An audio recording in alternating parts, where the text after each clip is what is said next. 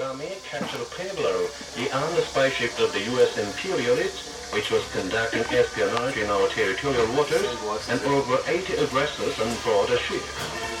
It was a severe punishment to the U.S. imperialist aggressors who violated the sovereignty of our country.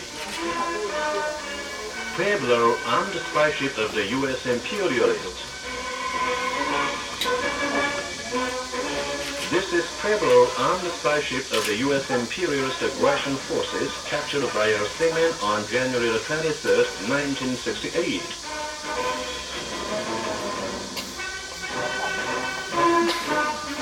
These are the crewmen of Pueblo. There were 83, including 6 officers. But one of them was killed at the time of capture as he attempted to resist.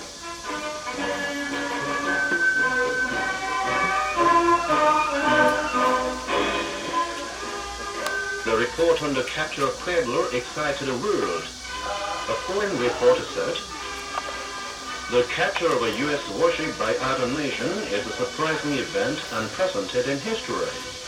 What will be the answer of the United States that claims to be a superpower?"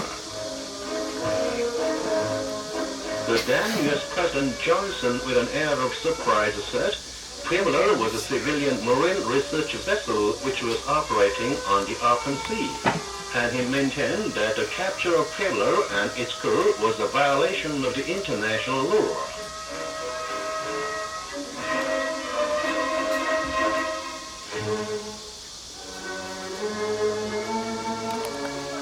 The captured crew also attempted to hide their identities and deny their crimes. But information and evidences captured on the ship proved their crimes.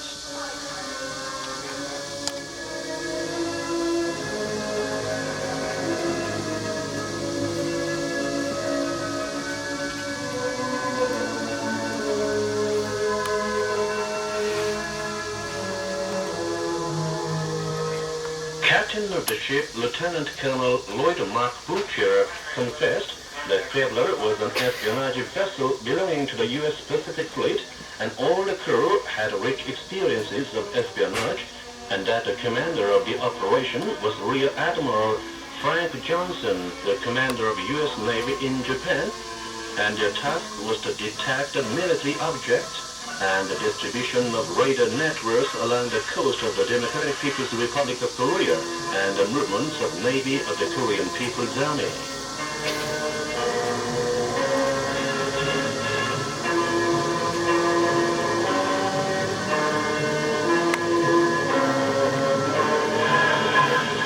Lieutenant Stephen Robert Harris, a research officer, said that they had left Sasebo port of Japan on January 11th, 1968. And as soon as they had entered the waters of East Korean Bay, they disguised the ship as a civilian research vessel and started operation.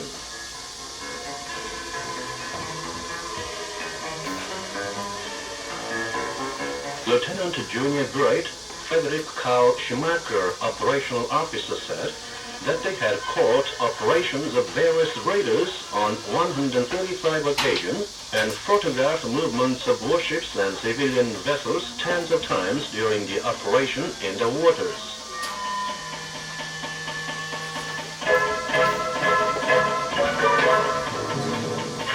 Lieutenant Edward Lance Murphy, an administrative officer, said that their captain, upset with no tangible success, ordered them on January 23rd to approach Wonsan closer, and so they had come closer to Wonsan and conducted espionage acts. He continued that their location at that time was 7.6 miles from Rio Island on the Sea of Wonsan, and the warships of the Democratic People's Republic of Korea had appeared and captured them.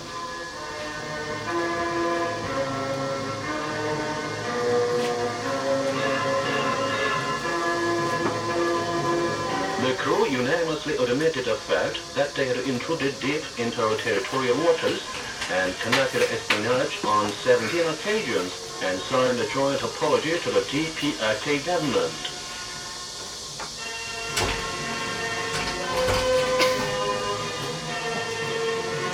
As a result, The statement of U.S. President Johnson was proved to be a sheer lie.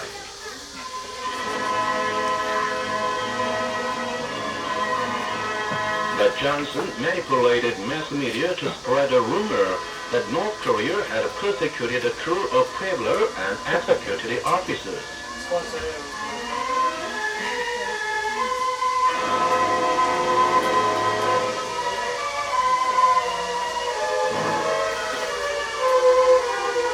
But at that moment, the officers were writing a letter to their President Johnson. Your Excellency President, now we are enjoying humanitarian treatment and are provided with everything necessary for our daily life. The treatment accorded us is beyond the expectation which we do not deserve.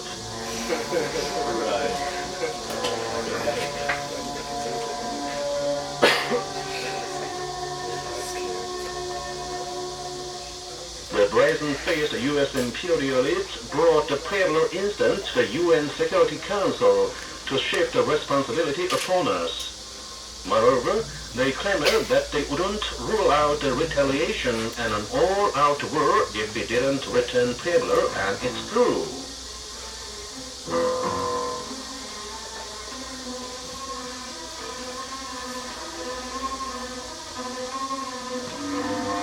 At the same time, they brought larger forces, including the nuclear-powered aircraft carrier Enterprise, to make us surrender.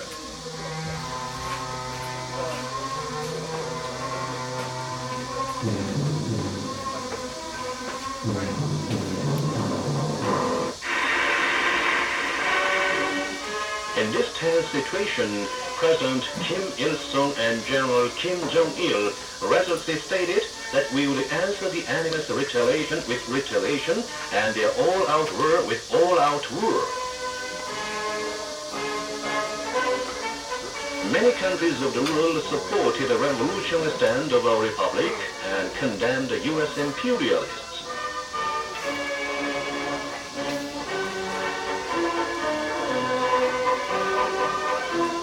Alarmed at the development of the situation, the enemy attempted to make us surrender, not with strength, but through negotiations.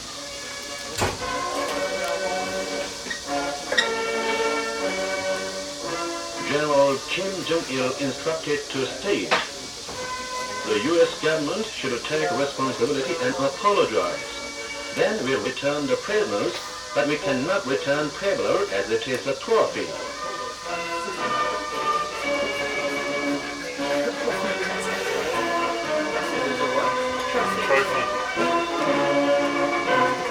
At that time, there was a press conference with a crew of Pueblo in Pjongjangu at the request of the journalists from various countries who had come to celebrate the 20th anniversary of the foundation of the Democratic People's Republic of Korea.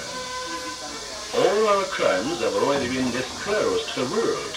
Unless the U.S. President and government apologize to the Democratic People's Republic of Korea government for our crimes, we will be brought to the trial according to the laws of this country and be sentenced either to death or long-term imprisonment.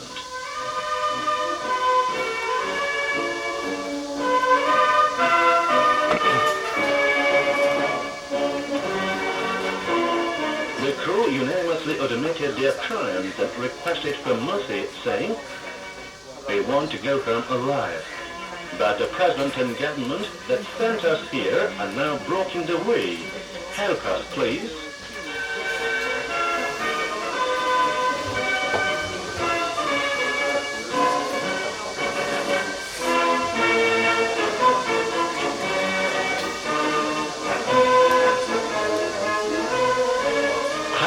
Martin, American journalist, said that he was very ashamed as an American to hear the words of the prisoners, and the U.S. President and government should not only apologize but also guarantee that such things will never happen again.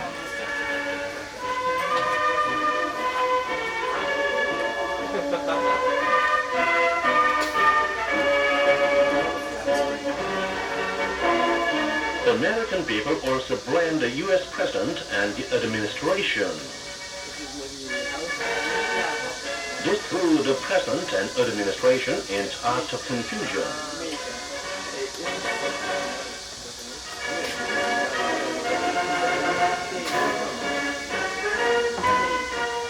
On December 23rd, 1968, 11 months after the capture of Pueblo, the enemy knelt down before the Korean people and made an official apology. To the Democratic People's Republic of Korea government, the U.S. administration assumes full responsibility and seriously apologizes for the intrusion into the DPRK territorial waters by U.S. war vessels and for its serious espionage activities, and guarantees that no American warship will intrude into the DPRK territorial waters in the future.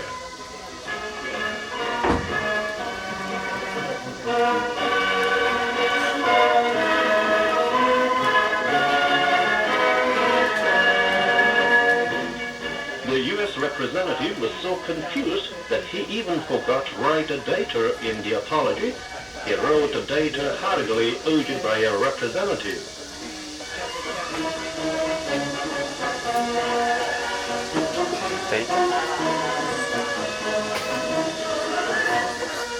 President Johnson complained that the apology was the only one of its kind in the U.S. history.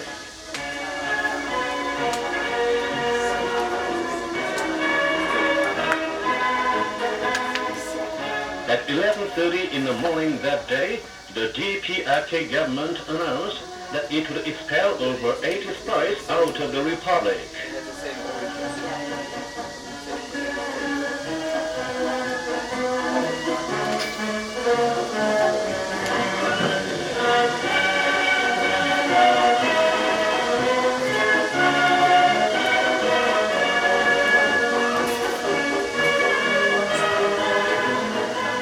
Aggressors who loaded over everywhere in the world were driven out of our country. They returned without even telling their faces, without any dignity of the United States and honor of U.S. soldiers.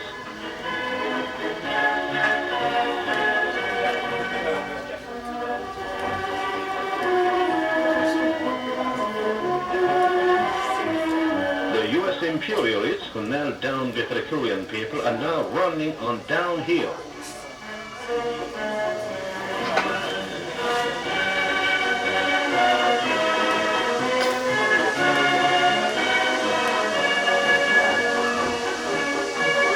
The people of the world unanimously said the myth of mightiness of the United States was shattered again before the heroic Korean people. The victory of the Korean people, it is a victory of the great leader Kim Il-sung and the glorious Workers' Party of Korea.